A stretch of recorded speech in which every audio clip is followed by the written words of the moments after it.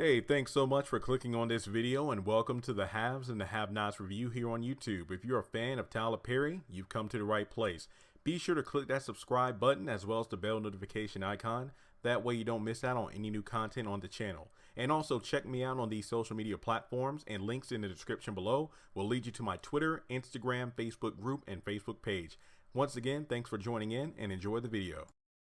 All right, Tyler Perry, have and have not. It's hard to tell what I'm just going to say to everyone on the channel. I really don't even know how to define this video, but let me start off by giving credit to Justin Cottrell. I hope I pronounced that right. Justin Cottrell on Facebook, on my Have and Have Not Facebook page. He sent me two links to two very important articles in regards to something that I mentioned in the video a couple weeks ago, because I'm sorry I forgot what specific YouTube subscriber told me, but they let me know about how apparently there was a falling out between Tyler Perry and Oprah a couple years ago in regards to Tyler Perry not taking her advice of getting additional writers for his shows. Now, thank you so much, Justin, for sending me links to articles breaking it down. And these articles, one is from 2015 and the other is from 2016. And as I try to tell everyone on the channel, whenever I'm getting information from news articles and whatnot, I always check the date first, because sometimes stuff is dated, but then I thoroughly go through the article just to make sure, everything in the article actually is fact. And based off the fact that these articles are 2015, 2016, what I had to do was do some more research and then kind of compare where we are today from when the article is written, and it actually lines up pretty well. So I actually think it is pretty sad but understandable why Tyler Perry's doing what he's doing in regards to leaving Viacom. Let me just start out with the first one real quick, and I'm going to have links to both articles in a comment. I'm going to have, you know how I usually do in the comment section below. I'll write a comment that says like subscribe, then I'll put something under it, then I'll pin it to the top of the comment section. That's what I'm going to do, because I'm going to have only a couple of screenshots from the actual articles, but I would highly recommend if you take the time to go through and read these articles, because it's some pretty good stuff. And once you read it, it's like, okay, that actually does sound pretty, realistic. The first article is from IndieWire, August 2015. And it talks about how 4 people were fired right after or right before House of Pain went into syndication. Now, the reason I'm bringing this up briefly first is because a lot of people would, think that when it comes to the writing team, that, and this is not just a Tyler Perry thing, but on other sitcoms and whatnot too, when a show goes into syndication, that's when the big money rolls in. That's when people get those, I hope the phrase is right, residual funds, are the how in music there are royalties. It's almost the same thing with TV. Like, let's say you did a TV show 7 years ago, or, well, here's a better example. And, in the midst of the Cosby whatnot, the Cosby Show, perfect example. When it was in syndication on the air, all those actors were getting money, but since they pulled it, that the money's gone. Same thing with these kind of shows. Once you go into syndication, you're going to get that check. You're going to get that check. Like freaking Marcus Houston, like Roger from Sister Sister, the same rules apply. So I remember when somebody told me this a few weeks ago about, Tyler Perry firing writers because of syndication. I'm like, I didn't know how to take that. But the more I think about it, the more it makes sense, because in the second article from dailymail.com, this is when we get to the meat and potatoes of it. Basically, Oprah and Tyler had a falling out. This is from March 2016. So we're just going to say early 2016 here. Really, Oprah had come to Tyler Perry with numbers from like focus groups and television executives, pretty much, I guess you could say, gauging the success of Tyler Perry shows on OWN. This was when we had the big 3, Love Thy Neighbor, If Loving You Is Wrong, and of course the record breaking The Haves and the Have Nots. And really, it was around the time, she approached him with this information saying, hey, the shows are doing great, but after coming back from, different meetings with the executives and focus groups, so we can just assume these are like the critics, if you will, of television land. And focus groups are really, I mean, when you think about it, people who watch the show, most likely the specific age group, gender, or whatever. And then it's just like, okay, well, the show's good, but it could be better here, here, and here.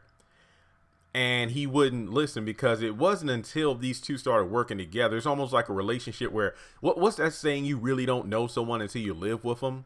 It's kind of like that, because up until that point, those two were like inseparable. And I mean, it's true. Like if you look at Oprah, when she had the show, Tyler Perry was usually there or at a big event. They would go on vacations and groups together and whatnot. But yeah, after this falling out, basically she found out that she saw a side of Tyler Perry that she hadn't seen before. A stubborn side, one that doesn't take criticism well, one that doesn't, pretty much take other people's advice. And his attitude towards it was, well, the show's still breaking records, right? It's still getting those ratings. So if it is, just let me keep doing what I do. I can actually believe this. And that's a trait that a lot of people who are creative or successful or intelligent, basically they have a problem with other people telling them what to do. And not to make this in terms of like, hey, I'm a Tyler Perry. No. I'm just saying I can relate to that. That's how I felt at the call center job where, well, I think it was even mentioned in an article that Oprah was saying, Tyler Perry is a micromanager. I'll get to that later. But that's how I felt my call center job. I was the best one on the floor, getting the most people signed up for classes, financially checked in, bringing in Liberty a crap ton of money. But the problem with that job was the fact that if you forgot to say it was my privilege or something basic like branding and stuff like that, they would just knock off points. But the thing was, I really wasn't getting the money to match up with the money I was bringing them. But my attitude towards almost anything, even on eBay, like if I'm on eBay and I am listing stuff for sale and somebody's trying to tell me, I hate someone trying to tell me how to do my job, especially when I'm doing it well. So I can definitely relate to what Tyler Perry is going through. But the problem is, it's the quality, not the quantity. It doesn't matter if you have 10 million people watching your show. If it sucks, then people are going to talk about it. But the argument on the flip side is, well, why should it matter what people are saying? If the ratings are coming in, meaning that the channel is getting more viewers, more people are buying it in their cable packages, why are you coming to me? I could definitely see that. And like I said before, and I even did that video, should Tyler Perry hire more writers? It did pretty well on the channel. A majority of people agree that Tyler Perry definitely needs writers. Now, here's the part of the article that really hit me. This is when I'm like, this makes a lot of sense. Oprah was talking about how Tyler Perry, if you look back on his run on TBS, you had House of Pain, and then shortly after you had Meet the Browns. Very, very good shows. But by the time For Better or Worse showed up, that's when you noticed there was a sharp decline in the ratings for Tyler Perry shows. And I'm like, oh my gosh, that's so much like OWN. You got The Haves and the Have-Nots, Love Thy Neighbor, and then you had, Loving You Is Wrong thrown into the mix, which is very similar when you think about it.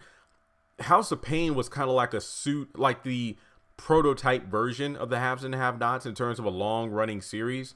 Well, of course, that show is more of a sitcom than a drama, but you know what I mean, where you have like a family of characters and then a bunch of other cast members, but it's a extended story. Meet the Browns was like Love Thy Neighbor, where there was a story, but it was a show more about the comedy and the laughs rather than telling a long-term story. Then he threw in another drama, For Better or Worse, which is just like on OWN. You got The Haves and the Have-Nots, the long-running series.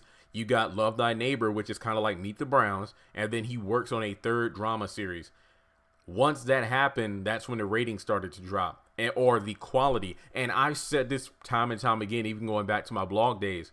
As soon as If Loving You Is Wrong came out, that's when The Haves and the Have-Nots, if you pay attention to like I think, what was it, middle of season 2 or somewhere around those lines, or even season 3, that's when you notice that the storyline really started to be drug out. Because really, as a writer, it makes sense, because when you're working on multiple projects, the best way to, I guess you could say, keep things going is to add fluff.